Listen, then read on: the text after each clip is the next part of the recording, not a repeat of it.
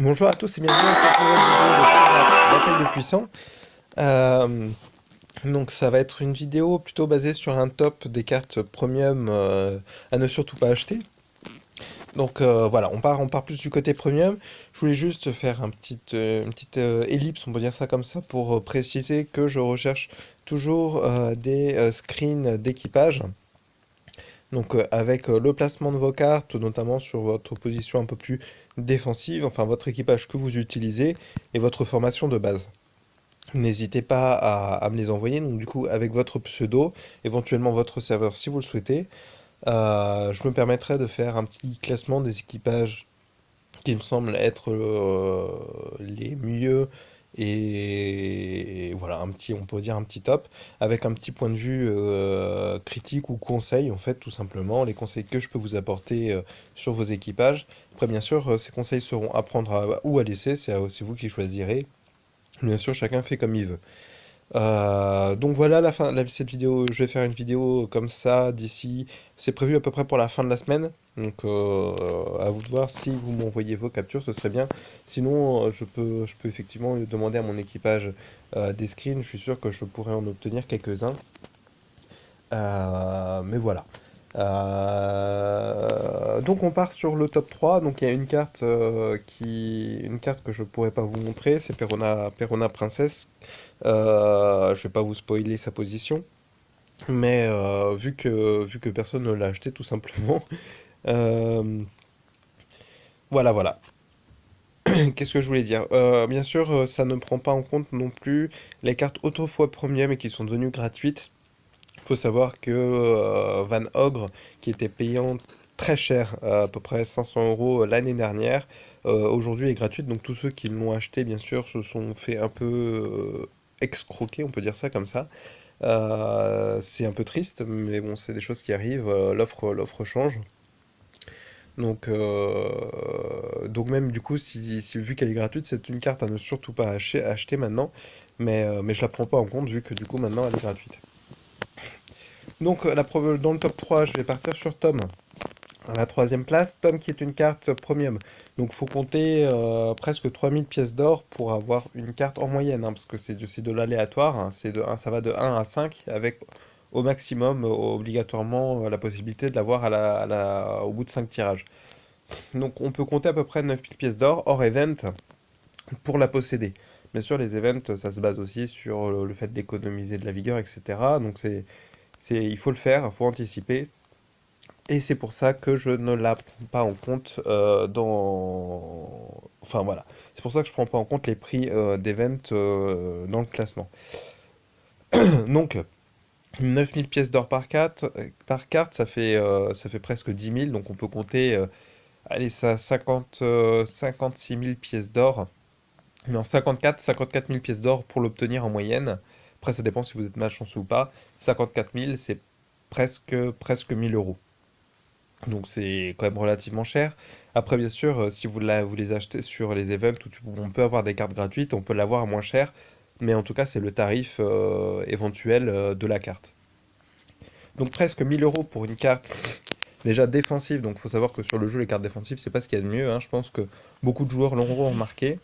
Il faut en prendre une maximum dans son équipage. Mais au-delà de ça, comparé à d'autres cartes premium comme Van Ogre, Doku, au niveau des cartes offensives, et même Bartholoméo en carte défensive, Tom ne sert pas à grand-chose. Il va avoir une attaque spéciale, une technique active qui est originale.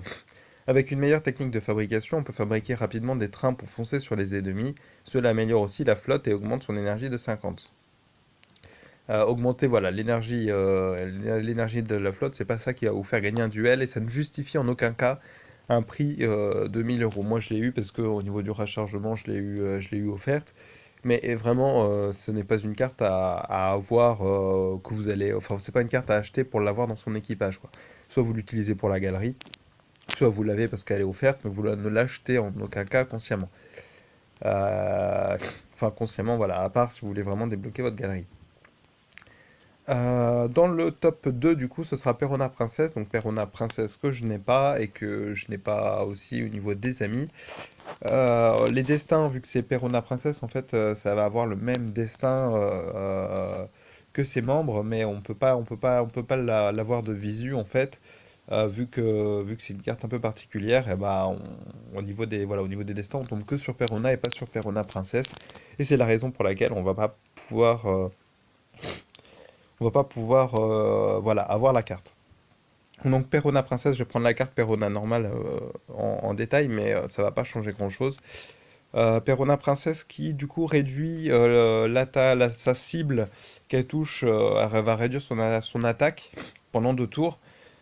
C'est quelque chose qui est dans un certain sens plutôt sympa, on peut l'imaginer.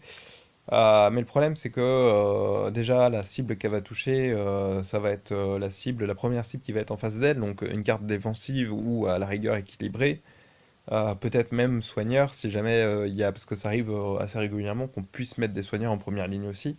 Et donc du coup, au final, elle va pas avoir un impact énorme, vu que ce sera des cartes plutôt axées défensives, sur l'équipage adverse. Au-delà de ça, en plus, comparé, je sais pas, à Brooke le musicien qui va détourner, qui va en fait apporter de la confusion au niveau de l'ennemi et qui va faire que l'ennemi va attaquer son propre équipage. Perona Princess ne sert pas à grand-chose, concrètement.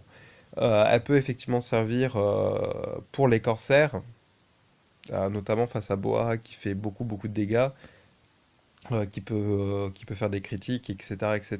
Donc ça peut un peu aider au niveau du tank. Mais ça ne change rien qu'en fait, comparé à Brook ou d'autres cartes, elle est complètement déclassée. Et encore une fois, ça va être une carte qui va être près à presque 1000 euros et qui ne sert absolument à rien, quoi. À la rigueur pour les corsaires. Donc ça ne justifie en aucun cas son prix et je l'ai mis au-dessus de Tom, dans le sens où Tom encore les navires, je sais pas, ça va vraiment mettre quelque chose sur le tas. Et Tom, au niveau du destin, il a un destin qui peut se coupler à Frankie, etc., etc. Bah, Perona Princesse remarque qu'il y a Zoro, mais voilà, le fait qu'elle réduit l'attaque de la première carte qui va être en face et qui généralement va être une carte défensive qui accède défense et non attaque, ça va vraiment apporter aucun impact au niveau du combat, quoi. Parce que Tom, encore les navires, bon, on peut tolérer que un bon gros navire, ça peut influencer le combat, même si c'est pas grand-chose et que ça reste une arnaque comparée à d'autres cartes comme Vanova. La dernière, va falloir que je trouve celle qui est dans le top 1. Bon, je pense que certains l'auront deviné, tout du moins pour ceux qui l'auront acheté pour l'acheter alors qu'il est vraiment pas top. Ça va être Doflamingo. Donc Doflamingo, comparé aux deux autres, ça va être une assez bonne carte. Il fait du dégât, il est quand même pas mal. Le truc, c'est qu'en fait, il est dépassé par Ace. Donc Ace qui est disponible avec 60 000 pièces d'or. Au niveau du cadeau, enfin au niveau, voilà, si vous rechargez un tel montant, au bout de 60 000 pièces d'or, vous l'avez en full plus 3. À côté de Sabot, qui pareil, au niveau des cartes premium, va coûter à peu près, si hors event, 54 000 pièces d'or. Doflamingo, il coûte presque 2000 euros. C'est 150 000 pièces d'or rechargées qu'il faut, donc presque 1000 euros. 2000 euros, je veux dire. Presque 2000 euros pour des cartes, pour une carte qui est moins forte, alors que Ace qui est à 1000 euros, Sabot qui est à 1000 euros aussi, qui fait exactement le même travail, qui sont mieux, bah c'est un peu dommage, quoi. Donc concrètement, n'allez pas acheter Doflamingo pour l'acheter. Après, il vous est offert selon le montant que vous rechargez au fur et à mesure. Donc si jamais vous l'avez à un moment, ce sera bien. Mais c'est pas une carte qui est intéressante à acheter pour l'acheter, quoi. À la rigueur, pour encore une fois la galerie. Voilà, voilà, sur ce, j'espère que cette vidéo vous aura plu. N'hésitez pas à mettre un petit commentaire, un petit pouce bleu si vous avez apprécié, si vous avez des questions. Je réponds aux commentaires et généralement je fais des vidéos si jamais il y en a qui souhaitent avoir des vidéos un peu particulières ou précises. En parlant de ça, on m'avait demandé de faire une vidéo sur le Corsair Boa Hancock. Alors, faut savoir que jeudi dernier, j'ai essayé et mon téléphone n'a pas arrêté de cracher, donc au final, c'était vraiment pas top. Du coup, je la fais aller reporter, je la fais jeudi. J'espère que ça se passera mieux. Sinon, c'est pas grave. Je ferai un montage assez casse-pied à faire avec des crashs sans arrêt. Mais bon, j'y pourrai rien, hein. Voilà, voilà. Sur ce, je vous dis à dans une prochaine vidéo.